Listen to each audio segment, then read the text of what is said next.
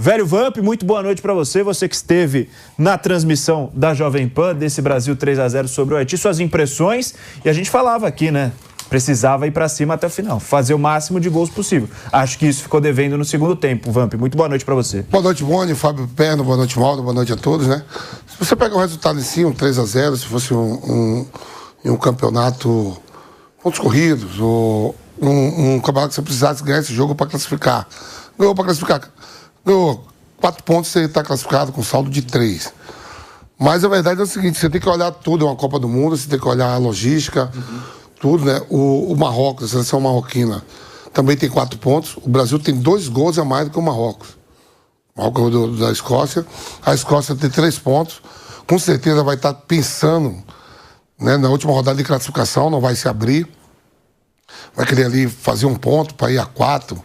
Né? E o Haiti pode ser vai ser o diferenciado desse grupo, né? A Escócia ganha por 1-0 do Haiti, né? Foi 1-0, né, o jogo. O Brasil meteu 3 e o Marrocos sabe de tudo qual é o saldo de gols. E vai ficar esperando. Se o Brasil golear a Escócia, pode ser que empate, pode ser que perca também, a gente não sabe. Eu tô falando para classificar, para a manutenção da logística que o Brasil pensou. Vou terminar primeiro do grupo, vou ficar aqui mesmo. Porque se o Brasil termina em segundo, ele vai ter que ir ao México, em Monterrey, né? Então já muda tudo. Já pode pegar a Holanda, ou Japão ou Suécia. A Suécia que é líder lá do grupo. Sim. A gente não está falando da Suécia, mas a Suécia foi muito mal, mas é líder do grupo. Eu achei que no segundo tempo poderia mais buscar. Já que eu fiz uma logística, pensei em ser primeiro, e provavelmente a diferença vai ser saldo de gols. Né? O jogo contra a Escócia é muito mais duro. Por exemplo, Piperno, estava fazendo as contas ali, de 26 jogadores que o Brasil tem, o Ancelotti já usou 20. Em 2 jogos, 20. Não jogou os 2 goleiros, o Ederson e o Everton. Não jogou o Léo Pereira, Alexandro, Neymar e Bremer. Utilizou já 20 no segundo jogo. Muita coisa. Muita coisa. Deve ser um recorde para 2. Não pode ver, só não jogou esses 4. Sim. Os 4 de linha e os 2 goleiros. Sim. Neymar, Bremer, Léo Pereira e Alexandro. E o Neymar porque está lesionado. Né? Então, assim, para pensar em logística, tudo, eu acho que a seleção poderia ter feito melhor no segundo tempo. Se você for pegar aqueles treinadores, que a gente vê aqui muito no Brasil, até o próprio Diniz, não, mas no segundo tempo eu empatei. Já viu quando os treinadores da entrevista aqui que falam, não, meu primeiro tempo, mas o segundo eu empatei. Então, o Haiti vai dizer, o segundo tempo eu empatei e tive até mais chances, viu? Criei até mais oportunidades. Mauro estava falando aqui o número de... Criou mais oportunidades, mas o futebol se resume aos 90 mais os acréscimos. Então tem muita coisa para acontecer, a gente não sabe como vai ser esse Brasil e Escócia, como a gente também pode estar dizendo aqui, o Marrocos pode golear, mas eu acho que o terceiro jogo do Haiti ele vai fazer uma festa. Quem não jogou? Se a seleção brasileira, que está buscando a primeira colocação, uma forma de jogar, já usou 20, o Haiti vai botar todo mundo no último jogo, ó. Vem aqui, fala que já vi a Copa, deixa eu sair jogando já. Bota eu pra jogar pra dizer que eu vi uma Copa do Mundo, a primeira seleção eliminada é o Haiti. Então vai ser uma festa pro Marrocos. O Piperno falou mesmo, um preciosismo no jogo de hoje. O Marrocos poderia ter feito o segundo ou o terceiro. Eles são preciosos. Então tem isso, né? Não, mas é exatamente o que a gente falou. Tudo bem, os 2 jogos, tanto do Marrocos quanto do Brasil, acontecem no mesmo horário, mas Marrocos entra em campo sabendo o que precisa fazer. Sabe por que é bom? No cenário em que o Brasil ganha por 1-0, que é... o jogo é no mesmo horário, né? O jogo é no mesmo horário. Então é o seguinte, o Brasil quando escolhe o lugar onde quer ficar, o seu treinamento ali e tal, faz a logística, qual é a logística? Pensando em quê? Ser primeiro. Sim. Em ser primeiro. Tem que pensar em ser primeiro. O Marrocos hoje fez um gol com 1 minuto de jogo. Então, e contra o Brasil, começou o jogo em cima. Fez rápido o gol. Então a gente sabe que é um time que tem essa característica. E dá um abafo nesse aí, vai fazer gol. Exatamente. É isso que eu tô falando. Os gols, também. O primeiro gol, tá ali, dentro de uma partida, pode sair gol contra, pode acontecer. Erros primários, 2 gols, 2 lances de gol, igualzinho. Os caras perderam a bola de costa no meio campo. Sim. E o primeiro gol do Brasil bateu na canela. Em 10 minutos faz 2 gols no Haiti e a pressão que joga em cima do Brasil depois. E tem uma outra coisa. A Escócia tem um detalhe que os veículos escoceses estão chamando a atenção, que é assim, a Escócia, nas 10 últimas grandes competições oficiais que participou, ela não passou de fase de grupos.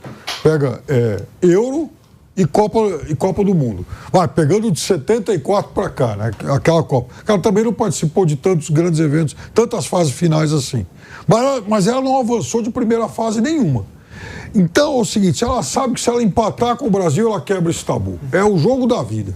Quer dizer, se a gente empatar com o Brasil, nós vamos já ser a melhor Escócia em mais de 50 anos. É jogar a alma. Os caras vão jogar a alma para tentar arrancar esse empate aí. Deixa eu fazer a conexão com o Rio de Janeiro. Rodrigo Viga está aqui com a gente também. Ô, Viga, quero suas impressões sobre essa vitória do Brasil por 3-0. E o cenário é o seguinte: numa situação completamente viável em que o Brasil vence por um gol de diferença, 4-0 basta para Marrocos ser líder da chave. 4-0 basta. E é completamente possível que Marrocos faça 4-0 não, Boni. 3-0. Mas 3-0 igual os... Não, esqueceu, o Marrocos tem 1. Não, mas aí com 1-0 do Brasil igualaria. Não, se o Brasil der 1-0, né? Tô falando num cenário em que o Brasil vence por 1-0. Por 1-0, que o Brasil vence por um gol de diferença. Aí vai para critério, os dois vão para critério de desempate. Então 4-0 basta para superar o saldo de gols. Aí é o número de gols, depende de quanto for. 4-1, 5-2, né? Exatamente. Se forem placares idênticos, por exemplo, 1-0 Brasil e 3-0 para Marrocos, aí vai para cartão amarelo essas duas. Aí vai para esses. Então aí já foge do controle também. Então, Viga, suas impressões sobre essa vitória da seleção brasileira. Muito boa noite para você, seja bem-vindo ao Canelada. Fala, Boni. Boa noite para você, boa noite para o Piperno, para o Mauro, para o Vampeta, para o nosso ouvinte espectador internauta da Jovem Pan, com respeito a todos vocês e muitos outros. Tô nem aí para matemática, tô cagando para matemática. Tava olhando para seleção brasileira e para atuação. Então, foi uma vitória, sabor dúvida, sabor desconfiança, sabor interrogação, para ficar aí na vibe da modernidade, da vanguarda. E por que eu estou dizendo isso? Porque o Haiti, no primeiro tempo, veio de peito aberto, marcando ali uma linha de defesa com 3 zagueiros, no meio de campo, adiantar, dando espaço para a seleção brasileira. Tanto que o Paquetá, jogando um pouco até recuado, quase como segundo volante, conseguiu encontrar passes, inclusive o passe, aquele em profundidade para o gol do Vini Júnior, lançando, metendo a bola lá de trás. Uma seleção mais organizada, uma seleção mais compactada, uma seleção de melhor gabarito e quilate não deixaria esse tipo de situação acontecer. E não vai deixar acontecer, gente. A gente pegou a baba do cachorro cansado. Pegou ninguém no futebol. A maior disparidade que pode existir uma Copa do Mundo. Brasil e seleção do Haiti, que é um ninguém. É a série E, F, G, se fosse um time aqui do Campeonato Brasileiro. Chegou a virada do primeiro para o segundo tempo, o técnico, opa, devagar, tomamos 3, com essa formação com 3 zagueiros, marcando alto, no sentido de linha alta no meio de campo. Vamos fechar um pouquinho mais atrás, vamos dar 3, 4 passos para trás para tirar campo, para tirar espaço do Brasil. E aí veio toda essa dificuldade, todos esses problemas já citados, denominados, sublinhados e enaltecidos por vocês. Então, estava cagando e andando por resultado, estava olhando para a atuação da seleção brasileira. E sabe aquele aluno que passa de ano na média, a média do colégio é 5, o cara passa com 5, é com 6, passa com 6, é com 7, passa com 7. Foi exatamente isso que aconteceu hoje. Eu tinha plena certeza que hoje era o jogo do 1º de abril, o jogo da mentira, porque o Brasil ia sacolar, ia ensacar, ia ter a turma do oba-oba dizendo, não estou dizendo que é o nosso caso aqui, nossa, agora vai. Chegou o Brasil que todos estavam esperando. Lá vem o Hexa. Patavinas. Não jogamos futebol para pensar em Hexa Campeonato Mundial. Pegamos a baba do cachorro cansado. Segundo tempo tenebroso, horrorível. E olha que eu brigava, reivindicava aqui pela presença do Hendrick. Adoro o Ryan, mas acho que o mérito também está do outro lado, que soube ver suas deficiências e limitar a virtude do Brasil. Então, vitória, sabor dúvida, sabor desconfiança, sabor interrogação. Para mim ser primeiro, segundo primeiro, pouco importa. Se tivesse jogado pra cacete, muito melhor seria. Mas, novamente, foi o que não aconteceu. Ah, foi melhor do que Marrocos? É claro. porque o Haiti não representa nada ou coisa nenhuma no futebol. Vamos olhar um pouco mais para frente, mas continuo ainda muito cético, muito duvidoso e com a certeza que o Brasil não vai muito longe na Copa do Mundo, Boni. Ô Vamp, a gente estava falando aqui sobre o quanto que seria um parâmetro esse jogo contra o Haiti. Quanto que o Brasil você sente que evoluiu, o quanto que as ideias que foram aplicadas hoje podem ser aplicadas em outros jogos e o quanto que dá para dizer que melhorou ou não a seleção brasileira em termos de ideias de jogo. Então, vamos lá. Segunda rodada da Copa do Mundo, começou ontem, certo? Sim. 48 seleções. E a primeira seleção a ser eliminada da Copa do Mundo era do grupo do Brasil, o Haiti. Era de esperar isso. A Curaçao ainda tem mais 2 jogos. Ainda não jogou ainda. Querendo ou não, então, ainda tem oportunidade. Primeiro do grupo do Brasil, grupo C, né? O Brasil, né? Sim. Primeira seleção eliminada da Copa do Mundo é o Haiti. Então, o que é que você tem que pensar? Porra, que o Marrocos vai sapecar também uma seleção já eliminada, sem chance nenhuma. E o Brasil tem um jogo mais duro, porque você queira ou não, os escoceses, no mínimo, vão falar assim, porra, vamos se fechar todo, uma bola parada, sei lá como vai acontecer, tentar tirar esse um ponto pra passar, né, Mola? Sim.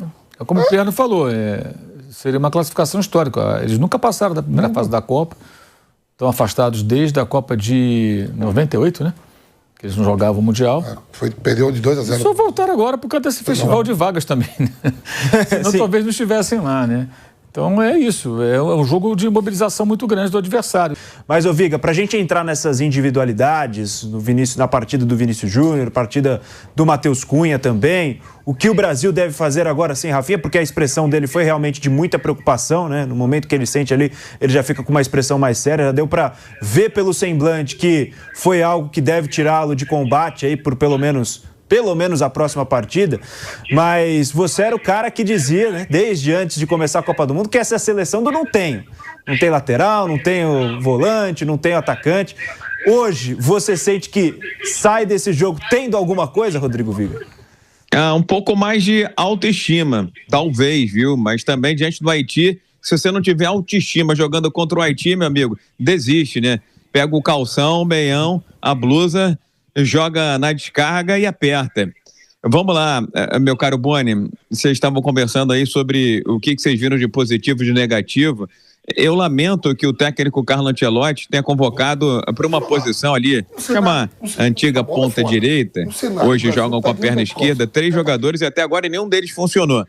Estou falando do Rafinha, não foi agouro da minha parte e acho que da torcida não. Infelizmente ele se machucou, mas não vinha jogando muito bem. Hoje até teve uma progressão, chance e oportunidade, mas acabou se contundindo. O Luiz Henrique, ao que parece, como disse o Mauro, ainda não caiu nas graças do professor nessa Copa do Mundo, e o Ryan também foi muito tímido no segundo tempo contra o Haiti, que foi melhor do que o Brasil. Agora, o que eu vejo de positivo? Acho que, aos poucos, paulatinamente, o Ancelotti, só agora, depois de 14 partidas, na segunda rodada da Copa do Mundo, já tem mais ou menos ali o desenho daquilo que ele considera mais perto do ideal para a seleção brasileira, que é esse time que jogou hoje. Não estou falando só das peças, estou falando da distribuição dentro de campo. Hoje você viu um time mais equilibrado, com aquela linha de 4 lá atrás. Douglas foi um pouquinho mais para frente, porque o adversário é o verdadeiro Zé Ninguém. Até o Danilo hoje fez overlapping, né? Fez passagem, talvez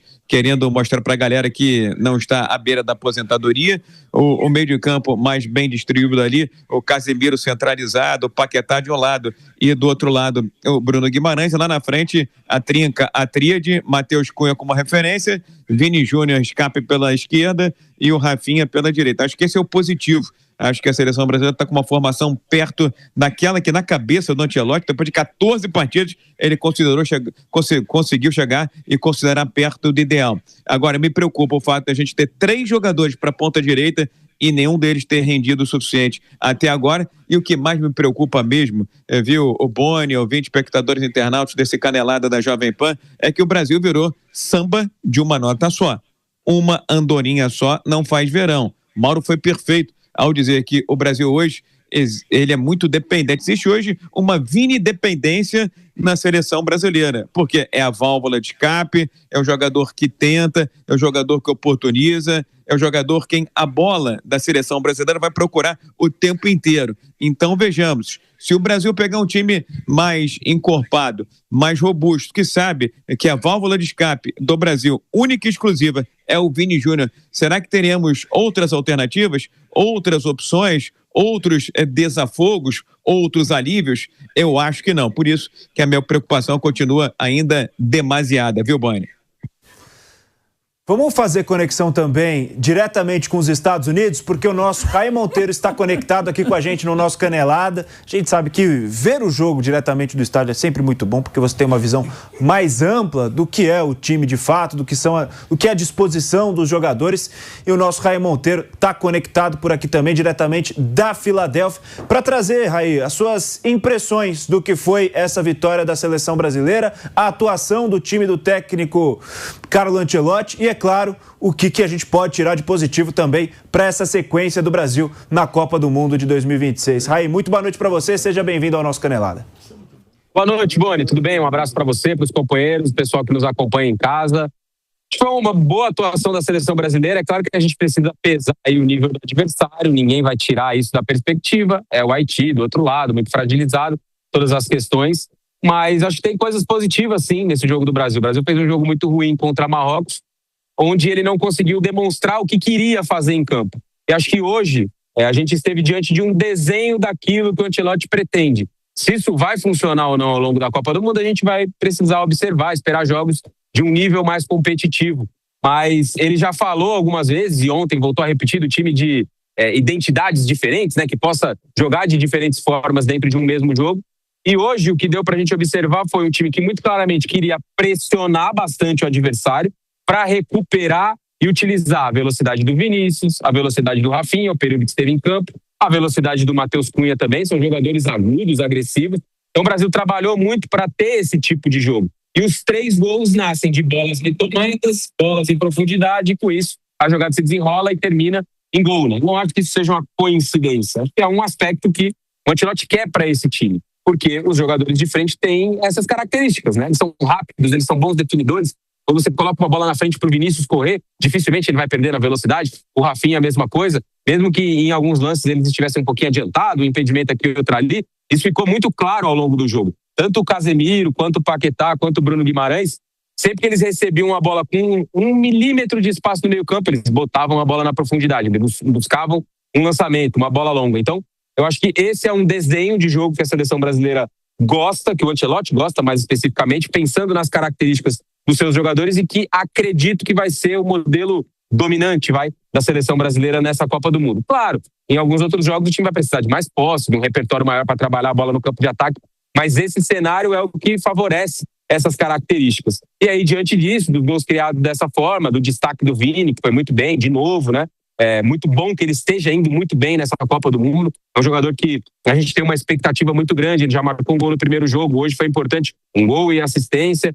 Acho que o Casemiro fez um jogo ok dentro das suas possibilidades. Bons lançamentos, boas saídas para o jogo. Esse jogo de uma bola mais longa, de bola invertida, favorece a característica do Casemiro. O passe curto já não é mais tanto assim a melhor possibilidade que ele tem. Mas diante de todos esses destaques, Matheus Cunha, eu queria falar sobre a partida do Bruno Guimarães também. E muito bom o jogo do Bruno Guimarães, como um volante que dá dinâmica para o jogo, sempre busca passar de primeira, colocar o time para jogar. O lance do primeiro gol é assim, né? O Cunha vem, pressiona, retoma a bola no Bruno Guimarães, ele de primeira enfia a bola para o Vinícius Júnior. E essa dinâmica também é muito importante. Então, além dos homens da frente, dessa dinâmica que o Ancelotti colocou para o jogo de hoje, acho que o jogo do Bruno Guimarães foi destacável essa noite aqui na Filadélfia. Repito o que disse no começo. O Haiti, muito frágil, o Brasil tinha que vencer, venceu. A gente vai esperar uma evolução gradativa nos próximos jogos, mas acho que sim, mesmo diante do adversário fragilizado, tem pontos positivos do ponto de vista individual e coletivo também no jogo de hoje.